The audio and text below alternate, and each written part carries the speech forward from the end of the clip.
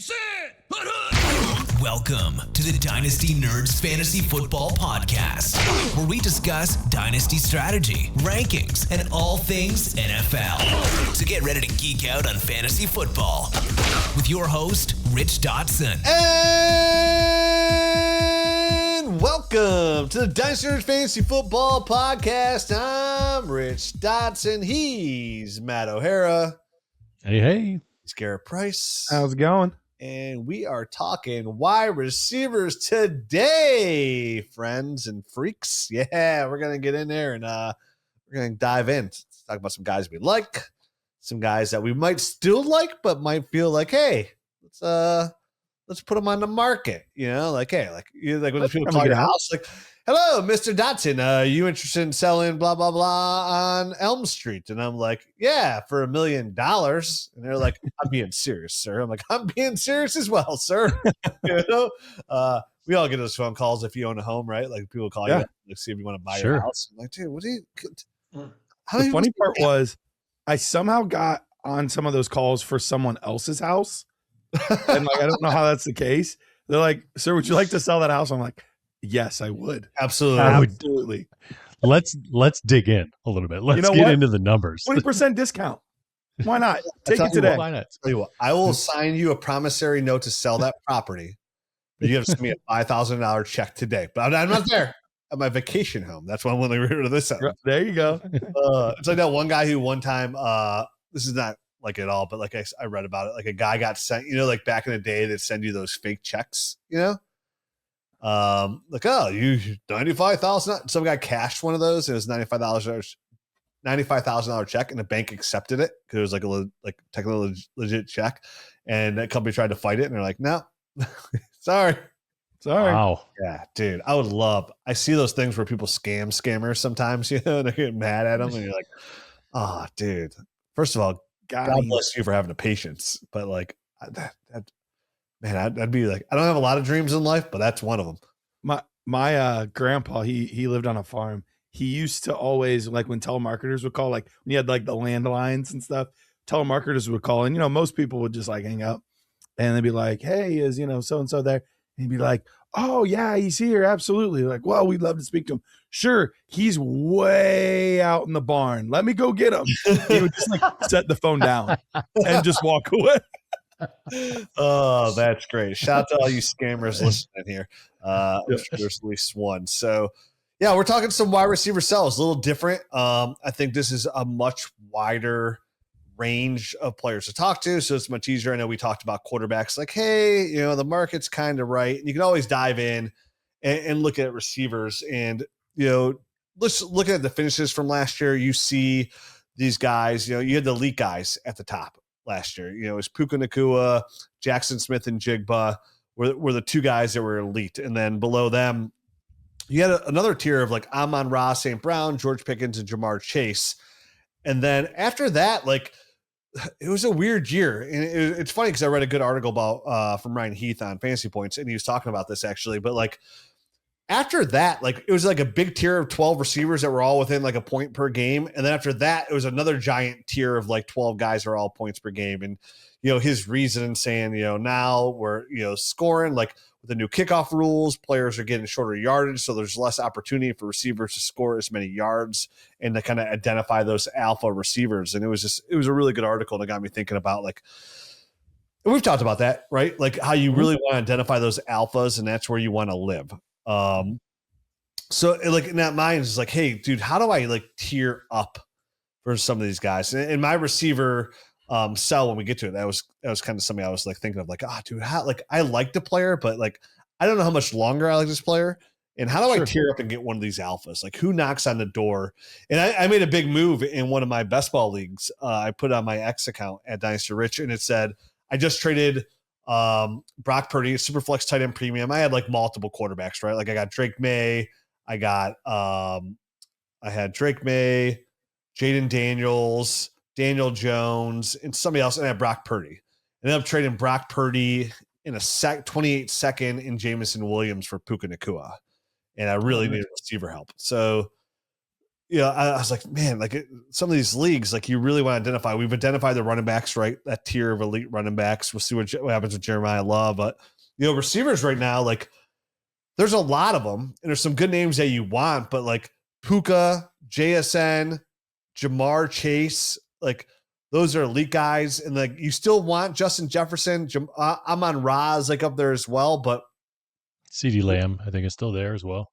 I think CeeDee Lamb's up there as well, but the George Pickens kind of waters that down a little bit. You know what I mean? Like I know CeeDee missed 5 games last year, and on a points per game basis, he still averaged 15.3 points, which is really good, but he's still not in that like elite tier where Puka's averaging 23.3, JSN 21.6, and even a guy like Jamar Chase 19.3. So 4 more points than a CeeDee Lamb, and George Pickens alone had 3 more points than CeeDee Lamb. So with the news that he's going to get a franchise tag there's only a few offenses that really support like 2 really good receivers, right? And both those teams are at Jamar Chase, T. Higgins, Puka, and George Pickens, and CeeDee Lamb. So, CeeDee Lamb, yeah. Now, can he do it? Be wide receiver 100%, but like. Again, there's not a lot of guys that are like locked in. You're like, dude, this is the true league winners, I guess is a better way to say it. Right. Yep. So how to identify those guys, get on those guys. And I think it's way easier to me, I guess, but my point is like, I'm way okay. Like in some people's eyes, like tearing down at receiver if I can get a good plus, right? Like we said, that door is kind of closed on a 27 draft class, but like, hey man, like if the points per game difference is 1.5 points or so on a player, and does the model, and it's not guaranteed it's going to do it, of like 2025, where like the receivers are kind of taking a step back a little bit from the alpha, and we see a little bit rise in the running back. And we've seen this before. We talked about this like a couple of years ago, like how this fantasy comes in waves where it's like it was the running back, then it's the receivers. And then the receivers hold weight. Like the running backs are kind of creeping back up a little bit now on these receivers. You see a little bit more going in the first round. Like, when you think of guys like even like a Jameson Williams, right? And that's another offense that could support 2 really good receivers. And Jameson Williams scoring 12.9 points per game. Like, dude, that's not elite. But you have a guy like Nico Collins who's scoring 15.1 points per game. Like, that 3-point game per difference, you can make that up with like a really good running back, a good tight end, a solid first round pick is what I'm saying. So we'll talk about it when it comes to sells. I know I'm getting ahead of my skis a little bit here. I'll say, did you start your sells before we got our buys? Come on, guy, don't be ruining stuff. You don't even know what I'm talking about. You don't have ESP, Miss Cleo. Come on, Mr. Cleo. Call him now, Garret Price. I looked up something and like, so I like tuned out for a half second, and all of a sudden, like, it's like, I missed something big. I don't know what happened, but all right. I didn't miss anything. We're good. Yeah. My pants are still on, so we're good to go. So we are ready to talk some receivers. And like, I try not to be redundant. So when you do like, when you do a lot of shows, we do a lot of shows. Like we talk a lot of Dynasty. Like that's our jam. That's our gig. That's what we're good at. We have a lot of fun doing it. Like you talk about a lot of players, and what you don't want to do is like be redundant in your takes. So it's like hard sometimes, like you want to sit here and tell you how much I love Dalton Cade over and over again, or hey, buy this player over and over again. Same thing like quarterbacks and receivers. So you want to mix it up like with an abundance of guys that you like. So obviously like, I've said this before, one of my top buys at receiver was Ricky Pearsall. That's somebody who I loved. He's got like an ADP right now, like a wide receiver 3, turns 26 this summer, only played 10 games last year with that PCL injury. And I described like the Shanahan offense, how efficient Brock Purdy is definitely late in the year. And with Jauan Jennings likely leaving free agency, Brandon Ayuk has been divorced. George Kittle with the late season Achilles injury, like Ricky's the last one standing. And, this is somebody 6'1", 200 pounds, really good route runner who actually does have speed. He ran a 4.41 at his combine.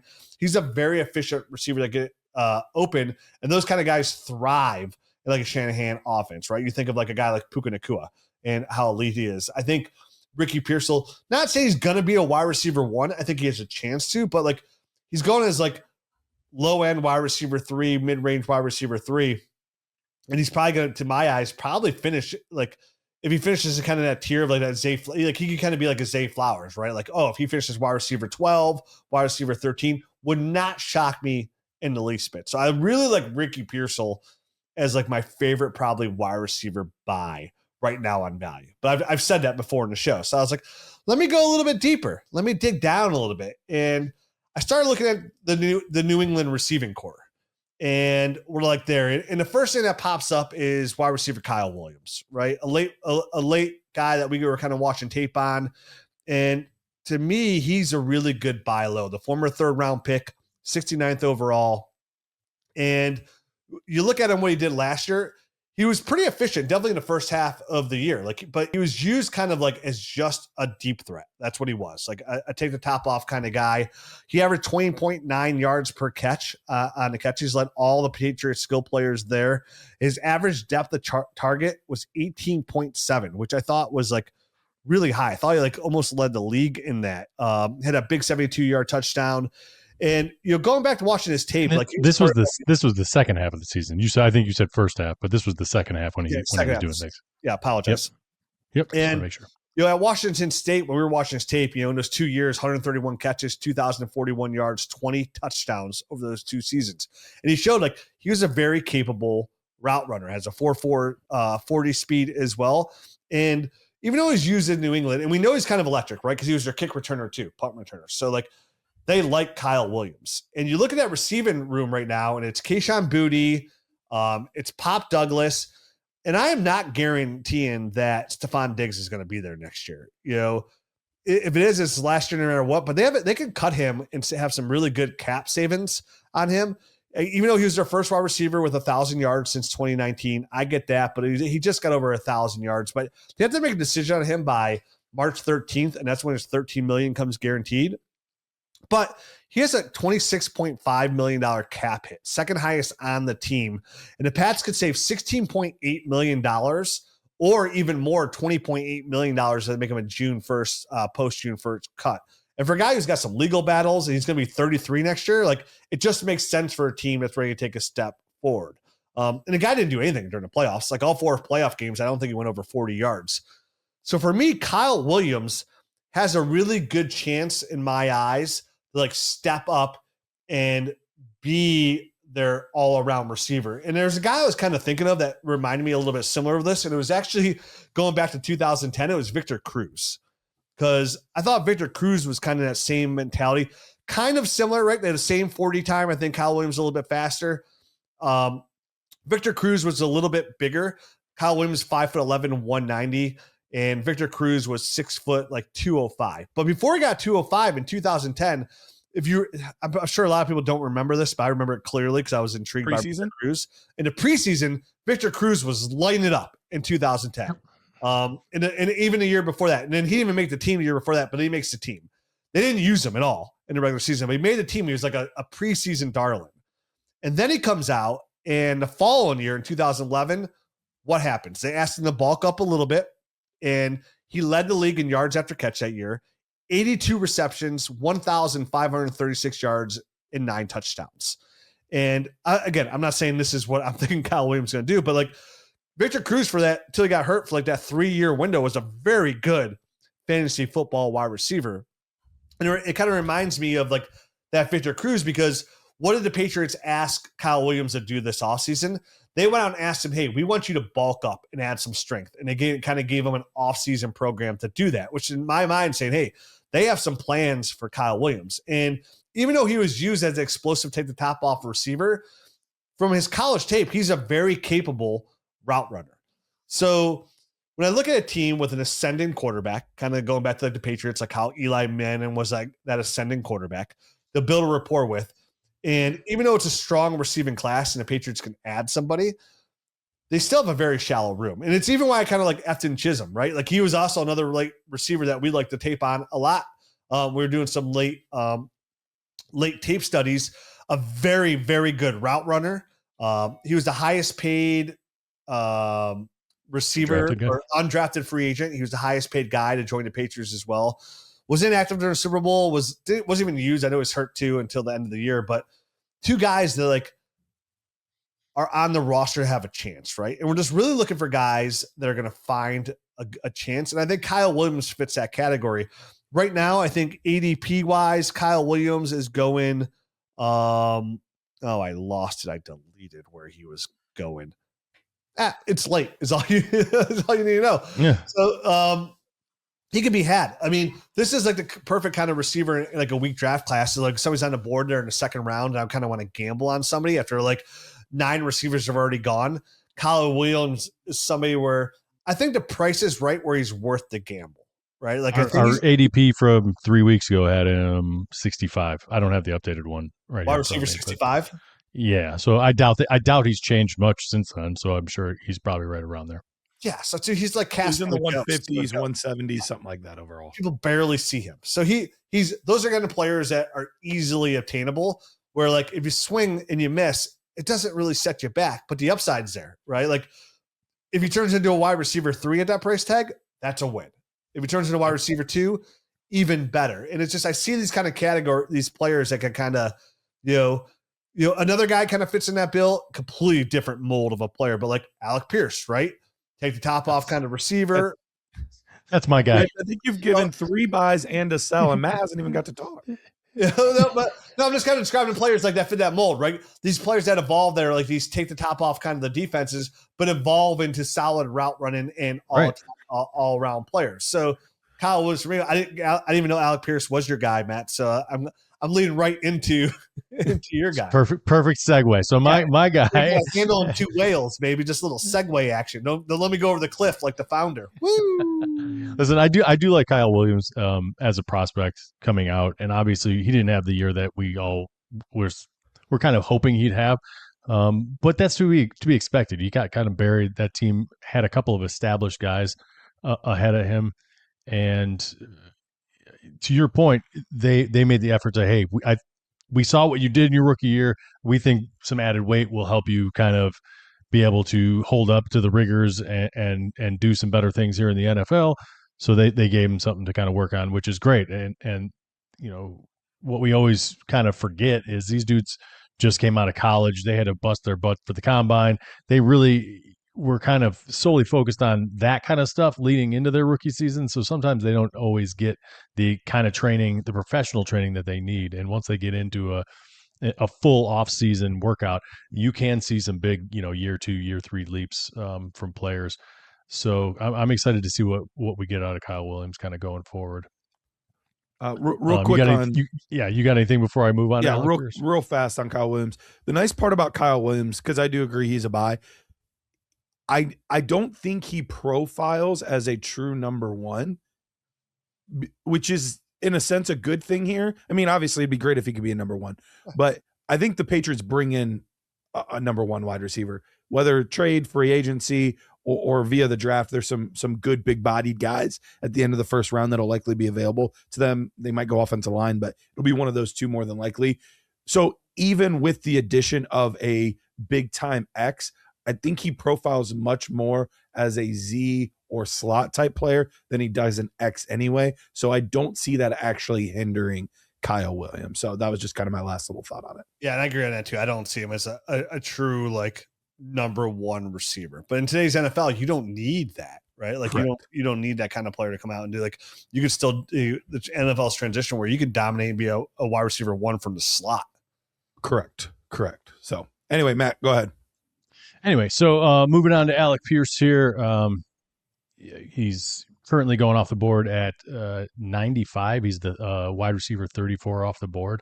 He's only 25 years old. Obviously, there's probably been everyone's heard a little bit about this guy because he's going into free agency right now. So he's coming off his first 1,000-yard season this past year. And he's one of these guys that kind of slow played his whole career, like the first couple of years, and did better in year 3, and then obviously in year 4 kind of broke out because he was a guy that did crack the 500 yards in his rookie year, 593. So that's a check mark for this guy. And then it took a little bit of a step back in year 2, only 514, but then 824, and then 1,003 yards this past year. And he's finally gotten good quarterback play this past year, which I think obviously helped kind of stabilize that situation and get him better quality targets, I think, this past year. Not to mention that he got 84, which was his best overall targets for any year. So just an ascending player basically.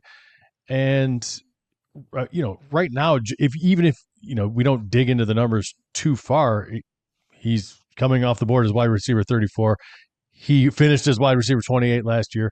So that alone says there's some value there. But considering he's a free agent, and one of two things is going to happen, right? Like right now, Indy's kind of grappling with, hey, do we franchise DJ Daniel Jones, or do we kind of get him signed? Who knows how that one's going to flop? I mean, there's one scenario where Daniel Jones can't agree on a number. They just have to franchise him. And then the Colts are kind of left with, hey, are we going to work out a deal with Alec Pierce? Is he now out of our price range? We don't know what's going on. I think either way, it's good news for Alec Pierce's value. If he stays, it's because they like him and DJ is there, and it's who knows if Michael Pittman is there next year. That's the other thing. He gets a $29 million cap hit, only $5 million of dead money, and he had over 100 targets last year, 111 targets. But the good news is we've already seen Alec Pierce get to wide receiver 28. I think we might have lost Matt there. So Rich, what are your thoughts on this guy? Because I am interested in buying him as well. I know if you're going to buy him, it would be probably get him now before free agency hits, because there's a decent chance that he gets a really nice landing spot and a decent contract, and his price tag goes up. Yeah, I think for Alec Pierce, I think he ends up staying with the Colts. That's what my gut's telling me. I think they either trade or cut Michael Pittman and get out from that $29 million. I don't think they franchise Daniel Jones. I think they just go ahead and re-sign Daniel Jones. I think he knows that's going to be the best spot for him. I think he knows he has to sign a deal to kind of prove, like, coming off that injury. I think they'll figure that and work it all out, right? Like, it's not I think it's a pretty easy puzzle to solve, right? It's like, it's got 4 pieces. They're all big.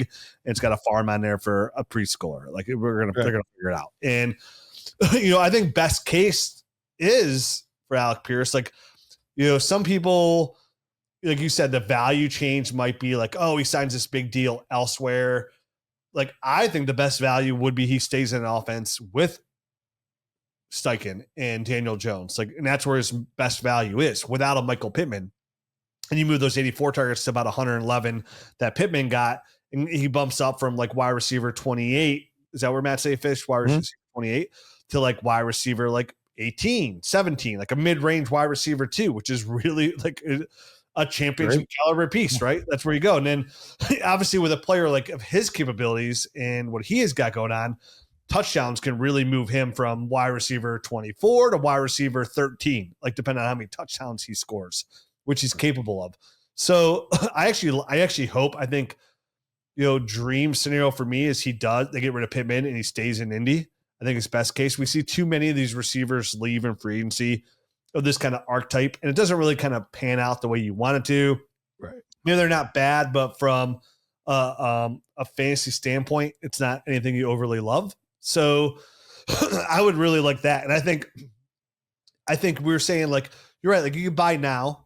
I think savvy players are kind of like holding out for a guy like Alec Pierce, kind of waiting to see how free agency pans out for him. But like, I could see like the community saying, hey, like, he stayed in Indy and I don't know, like whatever, like Daniel Jones, it's all kind of like yuck, right? That feeling. And there might be still some value there. So like, I think it could be, but chances are if they get rid of Pittman, it's going to be right around that free agency time too. So I think either way, that's going to move his needle up. So that's why I want to get him now. No, but I think the needle's already, my point is, like, you see his name all over the place, right? Like, he's one of the prime free agents because like I said, you're talking about people adding receivers, like, oh, Patriots going to add somebody. There's nobody in free agency. It's like old Mike Evans. You got Alec Pierce. Like, Alec Pierce is the creme de la creme of the free agent receivers, right? So like, he's already there. Like, I don't think, like, I don't think his value is going to change too drastically. Is my point. I mean, it's not going to go down. Why would you wait? Like, if it's going to do anything, it's not going to go down. No, I agree. No, I'm not saying don't buy. I am buy now. Like I'm saying, but my best case scenario is like I can actually see there is a slight dip if he stayed in. You know what I'm saying? Like I can see the community. I think it would only be if he stays in Indy and Michael Pittman doesn't get cut, which that would be surprising to me if both of those things happen. I think that's the only way his value dips. Yeah, if I'm buying him, I'm just buying with the expectations of like, man, what a wild card. You know, like because a part of me goes like, dude, are people like overvaluing Alec Pierce because he is the creme de la creme of free agents, and we see these guys all the time go out and like, you know, like the Gabe Davis of the world, and they just don't have to do anything. It's a similar profile as Gabe Davis too. You know, or what about a guy that like was really good in the situation he was, like a guy like DK Metcalf, right? Like, can you compare DK Metcalf kind of like Alec Pierce kind of? I mean, they're all similar stylistically. They're big play, vertical threat type wide receivers. So, I mean, yeah, they obviously DK Metcalf is like just built differently than every other wide receiver that plays that type of role. He's like from Game of Thrones, you know, kind of archetype. So like that's like I think his best value and the most likely outcome, in my opinion, is he does stay in Indianapolis. And like, I mean, if I had him in Dynasty, like I'm just playing Lisa Loeb over and over and over again. Matt, we've talked a lot about him. We've affirmed you overall. Any other last details that you are wanting to say about him? No, man. I mean, I'm hoping you guys covered what I wanted to cover. I think it's good value, and you know, free agency either way it goes, if he stays or if he goes, he's going to be in a good situation where he outperforms his wide receiver 34, because I think he's an ascending player either way. So last year's, you know, wide receiver 28 finish, I feel like he can do better even if he stays in Indy than that. I'm playing Lisa Loeb. Matt's playing the Clash. Garrett, who do you got going on? So I ended up going with Zay Flowers. So the most expensive of the three of us players that we're going to go after. And Rich, I know in the Nerd Herd episode, you and I have done some debates on like where we rank him and stuff like that. So we've always had some like interesting talks about him. But I haven't talked about him as much on the main show. So I want to make sure the people that don't get to hear that get to hear. But there's also some information that I kind of came across and I didn't come across. I was looking into it, trying to figure out like, okay, tell me about Declan Doyle. Tell me about this offense and, you know, all this kind of stuff. But the big thing for me is, one, last year he finished as a wide receiver 1. Whether you are a 18 games guy like me or a 17 games guy like Rich, either way, it was a wide receiver 1. He was either 7 or 12, depending on however you slice it. So he was a wide receiver 1. But the thing that I really liked was even when Lamar Jackson dipped, like he wasn't playing as well, that was actually some of the best play over the year that we had out of Zay Flowers. So if we are actually getting this less rushing upside version of Lamar, I think that's a good thing for Zay Flowers. From week 14 on, 20.6 points, 15.8, 20.2 or 21.2, 13, and then 29.8. So he needed a really nice. What's that? Yeah, he needed all that to finish. Like going into that week 14, like before week 14 is wide receiver 26. After week 14 it's wide receiver. So he needed that late read. He did it when it counted most, baby. Oh, 100%. Yeah. But like up until that point, like all year long, he was giving let me you. talk. You got to talk plenty. I am wide receiver 3 numbers. I'm just clarifying your statistics. That's all. Yeah. He was good. So all of that being said, Declan Doyle, 29-year-old offensive wizard guru from the Ben Johnson scheme. He was Ben Johnson's offensive coordinator last year. Now, Ben Johnson tended to call the plays, and but he was the offensive coordinator. He's going to get to call plays here in Baltimore. Here's the really interesting thing for me overall. When you look at the Baltimore Ravens offense last year compared to the Bears offense last year and how they called plays, last year, only 45.4% of plays were passes for Baltimore last year to 53.2.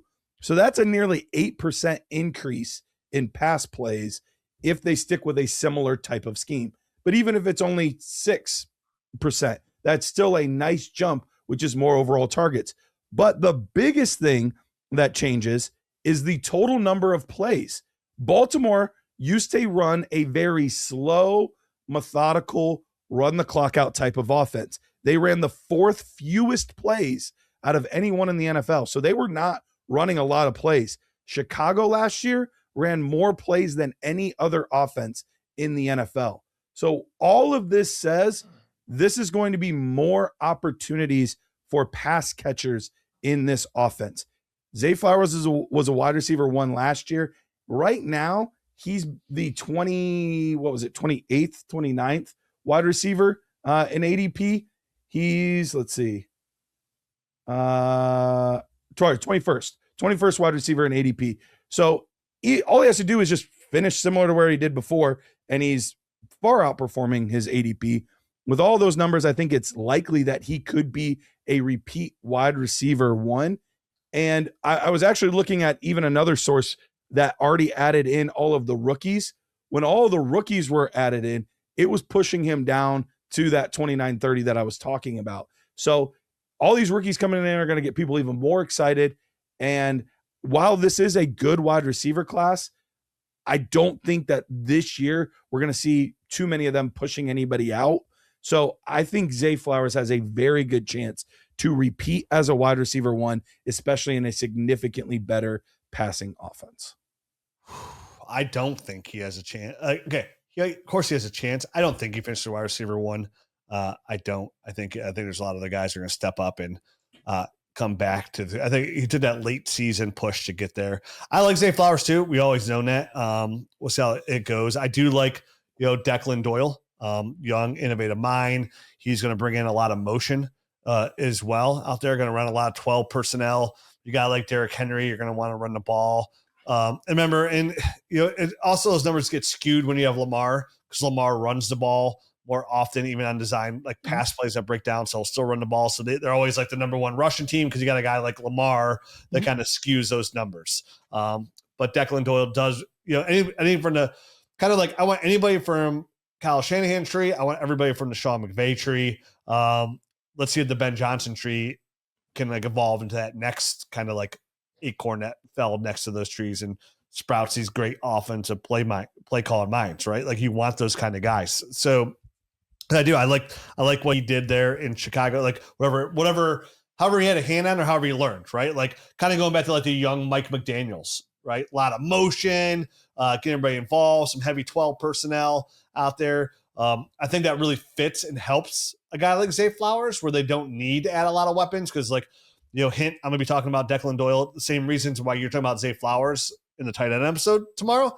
But same thing. That kind of like it isolates a guy. Like when you have that personnel like that, right? When you have a Derrick Henry, a quarterback that can move like Lamar Jackson, a lot of motion 12 personnel, even though there's not a lot of receivers around him, you got a guy like Zay Flowers that can excel because he's the guy, right?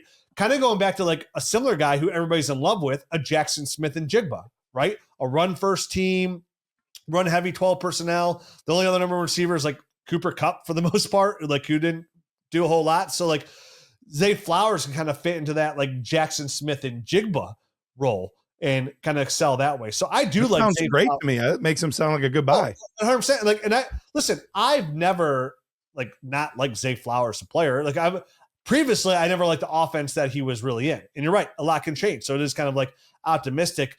And what's nice is like with that upside, like he's one of the few young receivers in that mold that you can actually go get, right? Like he's absolutely obtainable. Nobody has any problems trading Zay Flowers because of all that past tense history of him in Baltimore. So I do like that actually. Yeah, I mean, for me, what this boils down to is what Lamar are we getting? Is he going to be turning down the volume a little bit on the rushing and kind of as a byproduct of that going to be passing the ball more? If so, then yes, this is an easy buy. I mean, I think either way, if he's going wide receiver 21, to have a player that's, how old is he? 25 years old. He'll turn 26 like the very first game. His birthday's on 9/11. So Patriot. And I talked about Alec Pierce as an ascending player who kind of started a little bit slower and then popped in year 3 and then took another step in year 4. Zay Flowers is on that same time scale, but he started better, and he's just kept accelerating. He never took like a couple of years. There was never a step back second year or anything like that. So he is an ascending player as well. He's getting better and better. And I echo the same point that you were making, Rich. We always liked the guy's tape. It was the offense that he was in, and the fact that Lamar was the guy throwing him the ball, and he was a run first guy, and he was not a pass first guy. He's starting to slowly evolve into this pass first guy. Out of necessity, I think at this point, like he's starting to get dinged up too much, I think, to rely on that fully. Obviously, last year we don't know the full story, but last year he was not right basically the entire season. So at least that's what it looked like. So when he returns next season and he's healthy, what are we going to get? That's my question in this whole buy and sell thing. Is Zay Flowers a guy that's going to start slow again? When Lamar is fully healthy and rushing the ball, that I would expect, yes, but now we got a new offense coordinator in the mix, so who knows? There are a lot of kind of factors. There is a lot of unknowns, but Zay Flowers, the player, is good and the value is good. So for me, that makes him a buy. And I was talking about this in January, and honestly, we've been talking about this for over 10 years on this podcast, where like, so many people in Dynasty are looking for that new, fresh, hot toy. How do you have to come out the gates and hit the gate running? If you don't, like, it's kind of like we put out those models. Like, hey, as a rookie, did you put up 500 yards receiving, right? Because it's a path, like it's a progress, and like history tells us, for the most part, it's a growing development into these players. Like it takes time, and historically, I was talking about this in January, and we say it every year. Like it's usually year 3 where players break out. Like it's not year 1, hit the ground running. And usually it's not the sophomore year either. Hence the sophomore slump for the most part. We saw a ton with the 24 class. But like what we've seen, and why we've talked about so much for playing fantasy as long as we have in Dynasty, like you see, like it's usually year 3 is where like the breakout comes and start to ascend. And like you want to live in that 24 to 28 range of a player and get like the prime out of it. That's why we say, this guy's like 26. He's like entering the prime of his career. Cause like we see it. And I think the last person we were talking about was like Devontae Adams, right? Like he's a player that took a couple of years. Like Andre Johnson's like going back to the old school guys. We're like, hey, these guys really do take time to, even when they're good, like they're not great. Jackson Smith and Jigba this year exploded on the scene. Like it's usually that kind of player that you want to acquire. And some players, like a guy like Alec Pierce, he suffered, also because of how terrible his quarterback play was there. Like when you have a guy who's so raw like Anthony Richardson, like he's not doing you any favors, right? Like, so you're also a product of your surroundings. So when you can get a guy like Zay Flowers, a guy like Alec Pierce, where like they're entering year like 4, for Alec Pierce, he broke out this year, but like year 5, that's like the prime contending spot where you want some of these guys. So let's talk about some sells.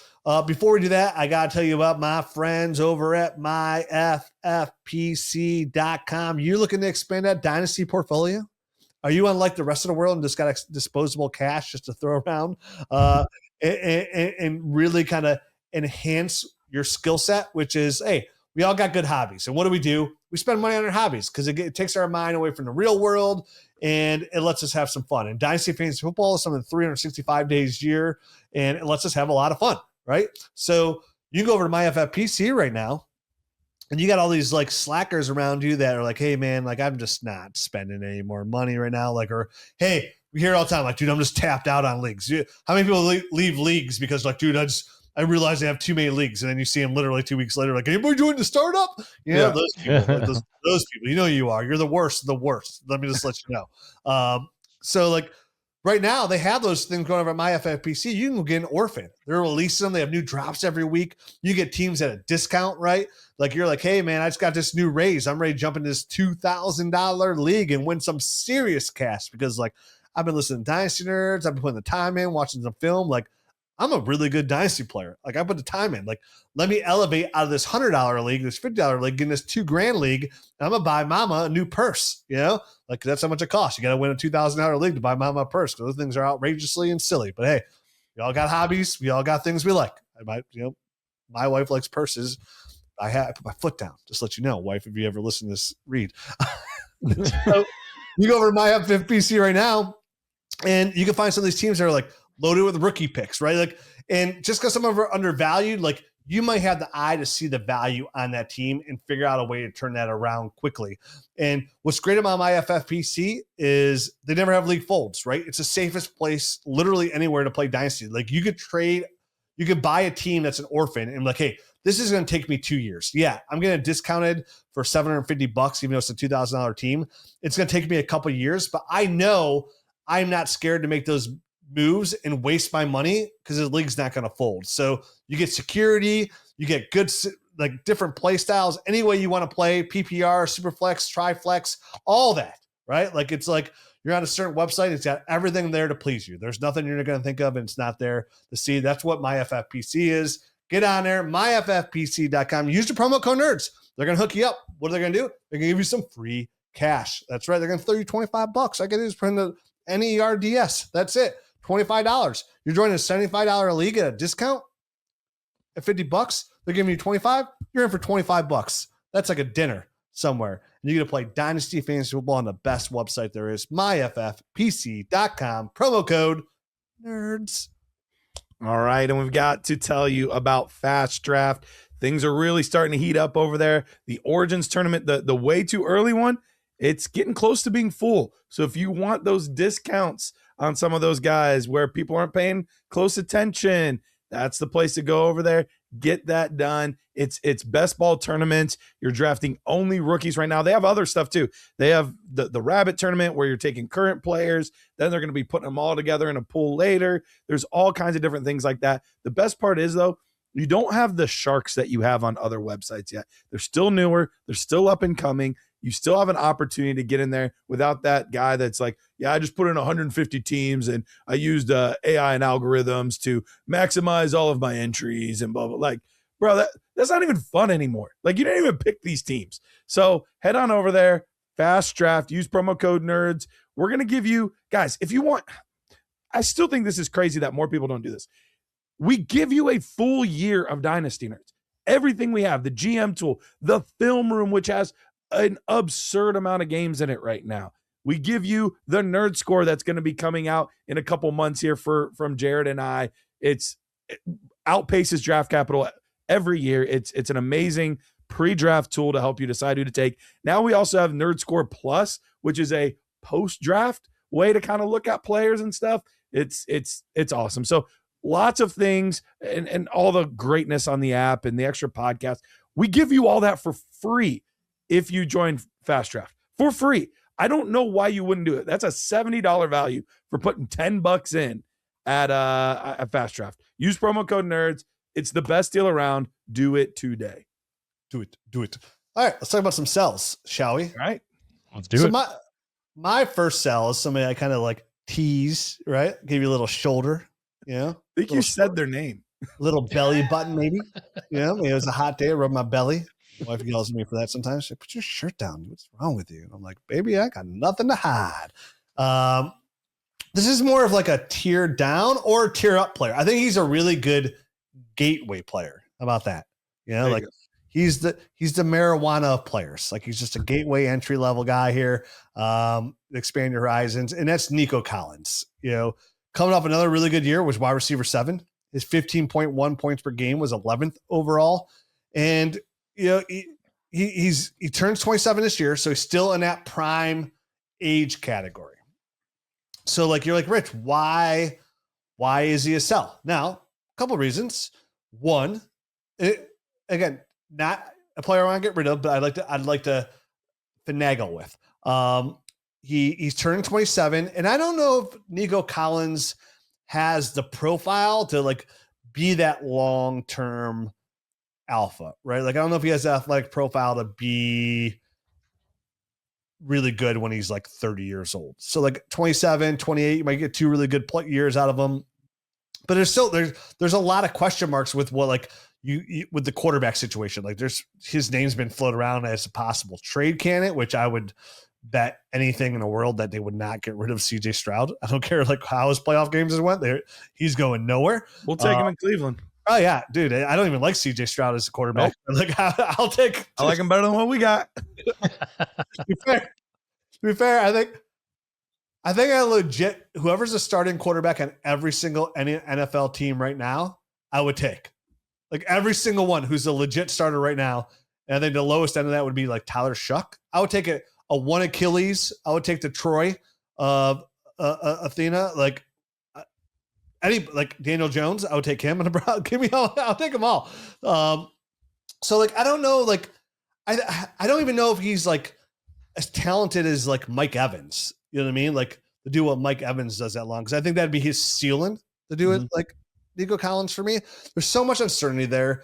They invested in 2 young receivers. Jaden Higgins was a 33rd overall player and Jalen O, who I like a lot. And honestly, guys, what I really think is the solution for them is what they're going to do is like, I've said this to Garrett on the Nerder show. Like, I think Houston goes out and they get themselves a running back. Like they sign Kenneth Walker, they sign Breece Hall. Like they're going to get one of these alpha running backs in free agency, and they're going to go back to like a run first team is how I think they fix that situation. And I don't think that like kills Nico Collins, but for me, it goes back to like, can I just, for where the receiving room is right now, a guy like you mentioned, Garrett, like Zay Flowers, right?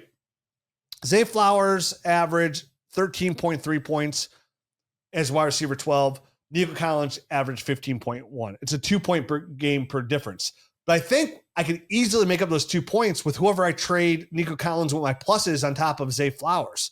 Can I get a 28 first for? I know it's 2 years down the road, but it seems like a strong class and Zay Flowers young.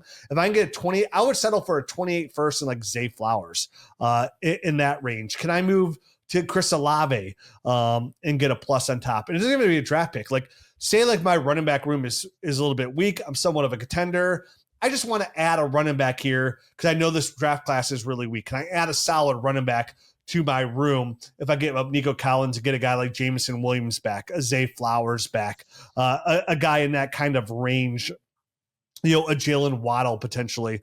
And Jalen Waddle is down to 12.1 points per game. But like, what we're trying to do is we're trying to build really strong teams. And like outside of receiver this year in this draft class, and I think even those late receivers are going to help you now. Like, it's not a draft class that's really going to make your team better. So if you have some needs and you got Nico Collins like a contender and you need running back help, you need another tight end, like he's the avenue to go ahead and do that. So, and the flip side is, can I move off of Nico Collins and get into that top tier receiver? Like I would be willing to give Nico Collins, like, okay, I'm giving you Nico Collins plus my 26 first. Can I get into any of those guys like Amon-Ra St. Brown? Can I get into, is there a path even, honestly, George Pickens? Like I don't even know if you have to give up much plus to get George Pickens. Like probably a lateral move. Yeah, it might be a lateral move, but like, can I knock on the door of Jackson Smith and Jigba for Nico Collins and a first, right? Can I knock on the door of Puka Nacua for Nico Collins and a first? Does it open that door? So tier down, tier up. I'm just worried about like everything surrounding Nico. I'm worried a little about Nico. He played all the games this year. Besides this year, is like the first year he played every single year. Honestly, that was he actually still missed 2 games. Oh, did he miss 2 games? Yeah, he missed week 8 and then week 18. Oh, he did. Yep. He's down for 15 games. Yep. And I don't look at week 18, but week 1. That's why you should. Then you would have known. Nobody's playing fantasy football in week 18, so I don't care. It's all for guys. They're playing real NFL games. I don't. Not all of them. People are resting players. People not are like, many. Now that there's only one bye, most of those teams are not. True. But yeah, but some teams like the bye is already set. Like Josh Allen, for example, comes in, plays 1 snap to extend his starting streak. Yeah, a little sketchy out there, but hey, whatever. It's like that player in the Cavs when he gave himself, what's his name? You guys remember his name? Oh, Ricky Davis trying to get the triple-double? When he gave himself the triple-double, trying to get himself a rebound. Like, what are we doing? What are we doing here? So, again, like Nico Collins, I don't know how long that good pull, actually. Was that for like bonus money or was that for like bonus money or something goofy? Or did he just do it just to pad his stat and that was it? I think it was literally just to try to get a triple-double because I don't think he'd ever had one. And after that, like he was in a movie too, which was weird. Like he tried to become an actor. It's like one of those like scary movies or something silly. When remember when they used to make silly movies? Yeah, he did a silly thing, so it makes sense. That was the Darius Miles era. Yeah, like in that time, and I didn't even know it was Ricky Davis. I thought it was like Darius Miles, but anyways, I'm pretty sure it was Ricky Davis. I could be wrong though. Okay, so yeah, Nico Collins. He's a mover for me. Nice player, good player.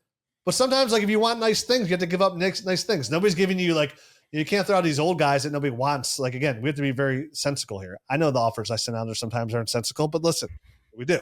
So you got to get out there, you got to make sensical moves. And sometimes it's just kind of identifying players that, like, you just want to get out of just a hair too early instead of being a hair too late.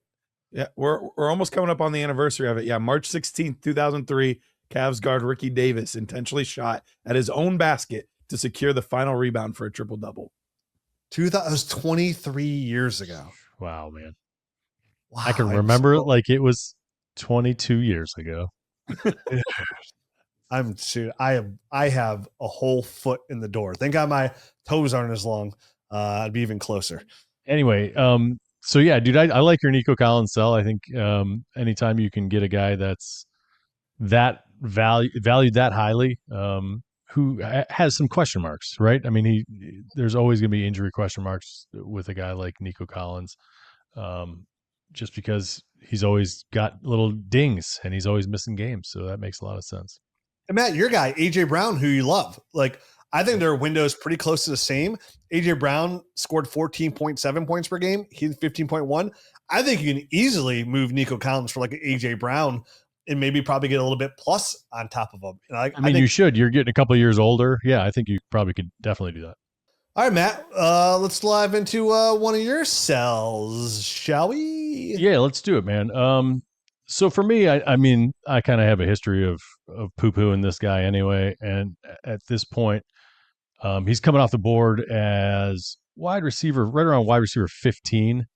And it's Chris Olave. And obviously, last year had a pretty good finish to his season and ended up finishing as wide receiver 6 on the season. But I mean, if you remember, Rashid Shaheed left there, I think it was week 10. And really after that is when Olave really, really took off. And there was basically no one else there catching passes. And for once, Olave had a relatively healthy season. And for me, that's like the crux of the argument here. Like I never really, it's not that I dislike Chris Olave. He historically has had a hard time kind of staying healthy for full seasons. And, New Orleans, obviously, they know that they only have one wide receiver right now. They're going to go out there and address this, I think, in the offseason. There are rumors already flying around. I know it's super early that wide receiver is something they're going to kind of attack early. There's been Mekhi Lemon talk already about, in connection with New Orleans. So I just don't think that he's going to be able to kind of maintain this level that people are hoping for going forward without there being a complete devoid wide receiver core there alongside of him.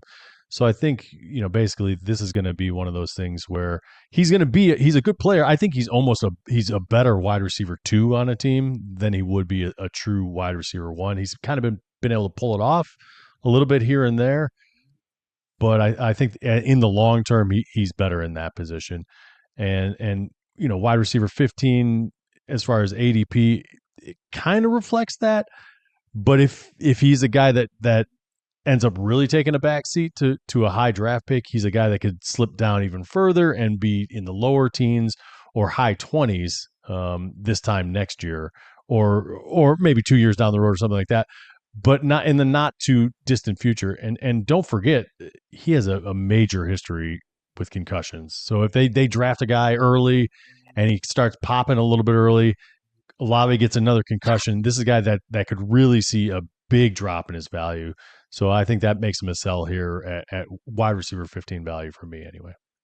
Yeah, I think he's a good pivot player, Matt. Like I said, the concussion history is obviously the scariest thing. Like a really good hands, really savvy route runner, the clear number 1 on his team. But, there is some news of them possibly add a receiver. They got to add a receiver out there to help them out. They need a couple things out there, and not just for him, like for Tyler Shuck as well. So for me, he's a good pivot player. It's always good to have a player that you think they like. So listen, it's always never a bad idea. Like in the stock market, you sell at the highest point, and then that's where you go. Like the odds at wide receiver 6 overall finish for Chris Olave is his pinnacle. The odds are pretty high. right? Pretty good. In favor of there. So for me, he's a great tier down player. He might even be like one of those players you might want to be a little even patient with before you sell, because like I think he's primed for a contract extension. I think they're really interested in extending Chris Olave as well. So once he signs that extension, you can definitely see another peak in value, like to kind of really solidify that youth and long-term value.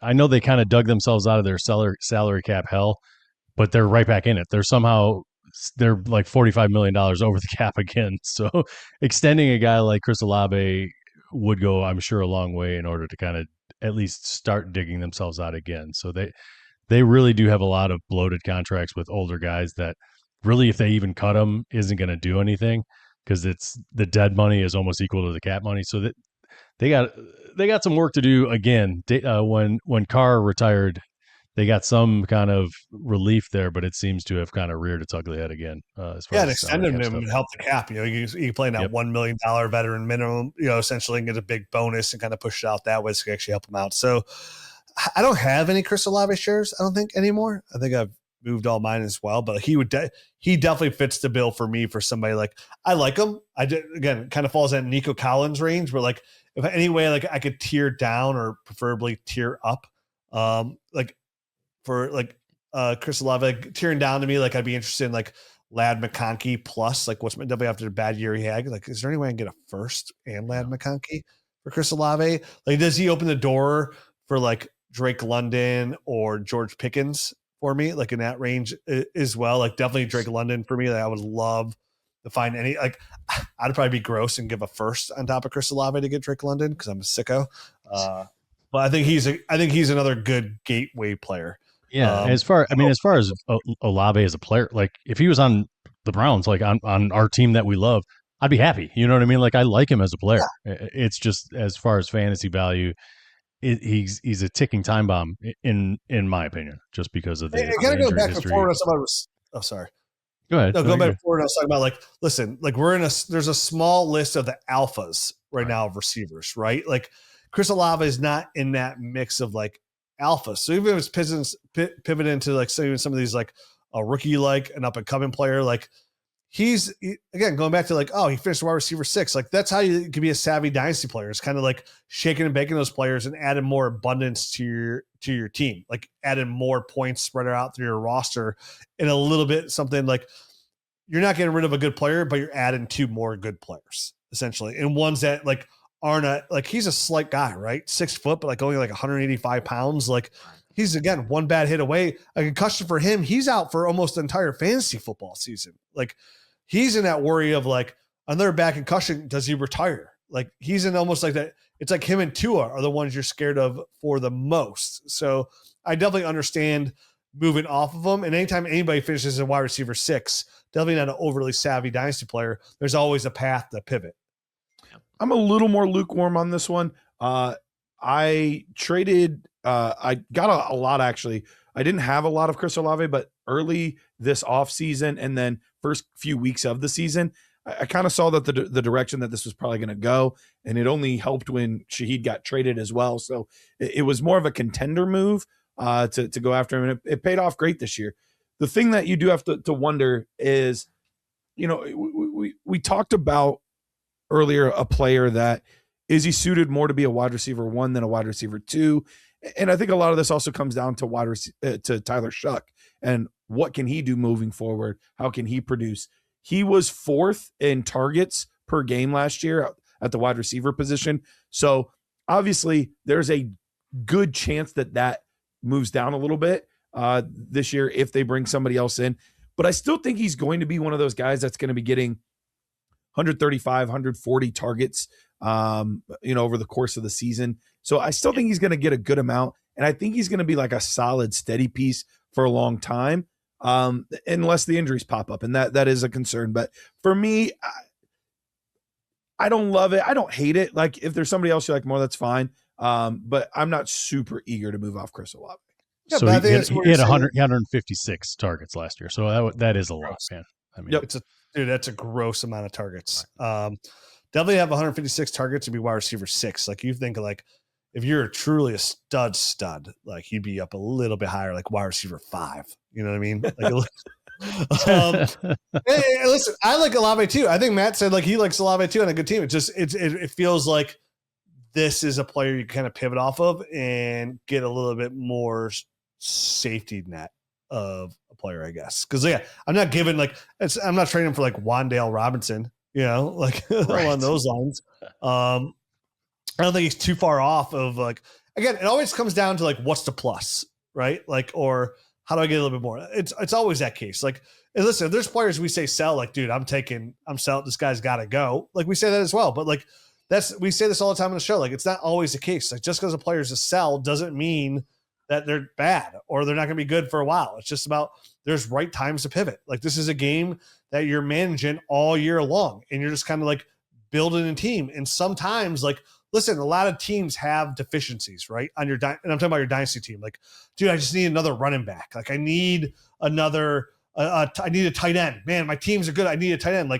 You have to pivot and you have to sell something to get something. And going back to that earlier, you just can't give away trash. And when you're a contender, your draft pick's not as valuable. 112, 111. People aren't overly interested in a weak draft class, 111, 112. It's not going to get you a whole lot. So but moving out with a Chris Olave or a Nico Collins or giving that player and getting a receiver back again on their points per game differential is pretty close. And then you can get that tight end, right? And we're about to talk about some tight ends right now. And who doesn't need those guys? Maybe that opens the door for you to, I can get Kyle Pitts, right? I can get Kyle Pitts. If I move Nico Collins, I got to tear down this receiver. The points per game is about 3 points per game, but I get Kyle Pitts. I can get, again, it's not a lot of tight ends out there, but a running back that you maybe it opens the door for a guy like James Cook, somewhere along those lines. All right, well, I'm going to hop in. Let's do our last one here real quick. And this one might be a little controversial because I know there's a hive of people that love him, and he's a very high ADP guy. But for me, it's Malik Nabers. And this is not a Malik Nabers is a bad player take. Malik Nabers is a fantastic player. I think he's one of the smoothest route runners. He can do a lot in the open field. All that stuff's great. But here's my issue. He was dealing with injuries on and off all last year. He missed all of this year with an injury outside of 5 games. And people are like, well, yeah, but his points per game were still solid. Yeah, he was at 14.3, which is awesome. But look at his games. He had one 37-point game. All the other games sucked. He wasn't good this season in those 5 games. He had one good game and the rest were not good. But now we're already starting to hear that we'll see how things go when we get to training camp in week 1. And he's saying, I'll take as long as I need, which is not what you want to hear overall. No. Most mocks that I'm seeing now have the Giants taking a wide receiver in the first round, which is a position of need for them. So now they're going to probably also be adding a wide receiver on top of it, which Malik Nabers was clearly the alpha. And now that could be contested if a Carnell Tate's in there and, that kind of stuff, like Jordan Tyson, that could make things interesting. Then you see who they add as a head coach, like John Harbaugh. He's going to be bringing that Baltimore mentality. He's got a Cam Scatterboo. And sure enough, I don't know what Greg Roman has on the Harbaughs, but he's back there too. He's not the OC Matt Nagy is, but he's the senior offensive assistant. This team is going to not throw the ball as much and be this high octane, exciting offense like we want it to be. I don't think all of these things, there's not been anything that makes me excited about Malik Nabers. So for his ADP to still be wide receiver 4, his ADP is 13th off the board. Off the board. I just saw him go as the 10th overall receiver in a startup, or 10th overall player in a startup that I did. So first round pick. There's just too many yellow flags for me. I would much rather small tier down to Amon-Ra, small tier down to, all those other guys, and pick up some extra draft capital. If I can go to Drake London, whatever. I'm just scared. And if I have a player that is that high in value, I need them to feel great. Bijan Robinson, everything feels great, not worried. If I have Jamar Chase, everything feels great, not worried. Nabers, there's a lot to be worried about, and I just want to de-risk. Yeah, if you watched our live stream, it was me, you, and Jagger. We did coming back soon, but we did our roster rescue. Roster. Oh yeah. Maybe it's a Riser and Faller show. That's what it was. Sorry, Riser and Faller show. Sorry. And I think if you go back and you listen to that show, I brought up Malik Nabers as a quick point. I was like, hey, before you want to go, I say there's one player like I just want to put a red flag out there for the first time. It's Malik Nabers, and it's like I'm a little bit worried. They still in a brace. Like it's been season's over, bro, and like he's still in a brace. And I mentioned the same thing that you, Garrett. Like, oh, there's a lot of talk that they're going to draft a receiver at 5. Draft a guy at 5 is a receiver at 5. That is like Julio Jones. That's like alpha territory. Like you take a guy at 5, it's like Malik Nabers. Like you take a guy that high and you expect him to come in and be a true number 1. And you could frame it like, oh, we're trying to give Jackson Dart more weapons or whatever. Like that's a lot invested in a receiver. And the fact that Malik is still in that brace, I still think Malik's gonna be an alpha or a true stud receiver. But like when you had another guy in that mix with that high draft caliber, like you kind of eat at each other just a little bit. Kind of goes back to like CeeDee Lamb and George Pickens. Like, yeah, George Pickens was wide receiver 4 overall, but like, what about like CeeDee could easily be wide receiver 1 next year, and George Pickens is wide receiver 12. And like, I don't have to worry about that, even though they're both good players, and I think they could support that kind of offense. But again, there's not a lot of offense out there that you could say, hey, there's 2 receivers on this roster or on this team that I feel really good about that I could start. And Malik coming off injury, being banged up like multiple years. And you're right, Garrett. Like I went back and looked at those stats. Outside of one game, he was terrible. Terrible last year. Like all under 5 points. So there is some worry there. And like, I think the point is like what Garrett was saying is like when you take a guy that high, 10th overall, or like when you have it play ADP out of that, realistically, you shouldn't have any worries at all. And it's like going back to that tier down kind of talk. Like it's not like you're giving Malik Nabers away. No, Malik Nabers opens the door for everybody. Like it ain't going to be easy getting Puka or JSN, but like, dude, Malik can open the door for Jamar Chase potentially. Again, one of the harder ones to get, but like take those 3 guys' names out of it. There's nobody that you can't entertain for like almost a fair value swap out of those guys. Like you can get Justin Jefferson plus. You can get Amon-Ra St. Brown easily. You can probably get Drake London pretty easily. So I'd be really interested in a lot of those pluses before like a Cardinal. Because then obviously like if they don't take a receiver, like say they take like the edge there or a defensive tackle or an offensive lineman even to help, then obviously Malik, you're like, well, I wish I still had Malik. But sometimes like, again, it's not bad just to hedge your bet. Right. And even a second round receiver could still be very annoying. They pick early in the second round too. And there's a lot of good players that, there's a lot of guys in the league right now that were early second round picks. The or the Michael Pittman Juniors, T Higgins, AJ Browns, there's a lot of second round receivers. Amon-Ra, Stephon Diggs. Like he was the 4th. Yeah. It's the one position where you see like all pros, Pro Bowlers and alphas that don't come from NFL first round draft picks. It's the highest degree of success outside the first round is the receiver position. Like everything else, like if you're going to be elite at your position, for the most part, they're first round picks for the most part. Receiver is the one exception. So you're right. Like it's a super receiving class. And what's the talk right now that I hear from all the insiders that I'm following, right? Like, wow, it's really easy. They could take Cardinal Tate here, but this class is so deep and they might just settle for like a Malachi Fields high in the second, or they can move up and get like a Brazel, something along those lines, and then take this edge, this offensive lineman, because this class is so deep. So you're right, it can be very annoying. Yeah, knowing Harbaugh, I feel like that's the route they would build early on in the first round rather than a wide receiver. But they could come back and take one in the second for sure. And let's not forget about Wan'Dale Robinson. I think there is, at least conversations going on that they want him to stay. So that's a guy that could be coming back all 140 targets. Obviously, that's probably going to see a dip with a guy like Malik Nabers coming back. So even if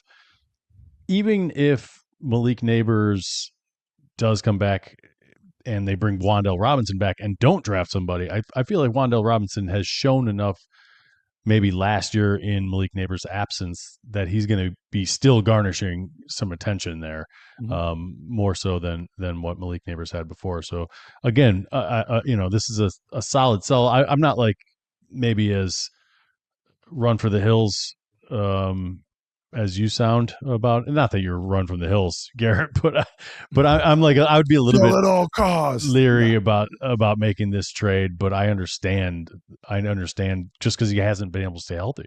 When he's there, it's phenomenal, but it's really such a small sample size at this point that we've gotten out of Malik Nabers, that it's enough to keep me interested, but it's not enough that I'm not scared. You know what I mean? Like he's been Right. absent enough that I'm not completely devoid of some fear of this guy. I got a lot of Malik shares. I don't want to get rid of them either. But, kind of go back, we said we do a lot of shows as well. Like a lot of these are just, hey, not even moves you necessarily. Like I'm not going to go out and try and get rid of Nico Collins. You're not trying to get Chris Olave off your roster. But like, let's talk about these players and what are out, like, just so, hey, it's out like, hey, this could be a potential this way. This could be a potential that way. Because even the guy you say, like, go trade for Drake London. It's not like he's some guarantee. Like right. Go Tat McMillan either. Like everything's not a guarantee, but like, and so it depends on where you're at too. Like if I'm a rebuilder, I'm a little more willing to take on that risk because if he sits out, like, cool, I'm not getting points then. But if I'm a contender, Amon-Ra, even if I have to bite the bullet and go straight up, Amon-Ra gives me a much more steady chance to win a championship than Malik Nabers does. Yeah, that dude's never hurt. He's a dog, dude. Like he opens the door no matter what to get you what you want. You know what I mean? Like he's an amazing in-season player too. Cause like it's weird too, because like nobody, like he's the one kind of player, like receiver, like he's elite, but when we're talking about like all these elite guys and alpha, his name never gets brought up. Yeah, maybe because it's too many syllables. I don't know, but like his name never pops up for some reason. You know what I mean? Like, there's always those guys, like underappreciated, but also appreciated. You know what I mean? Like, he's good. Appreciated. So, all right, back tomorrow. Let's talk about some tight ends to wrap up these buys and sells, boys. Adios.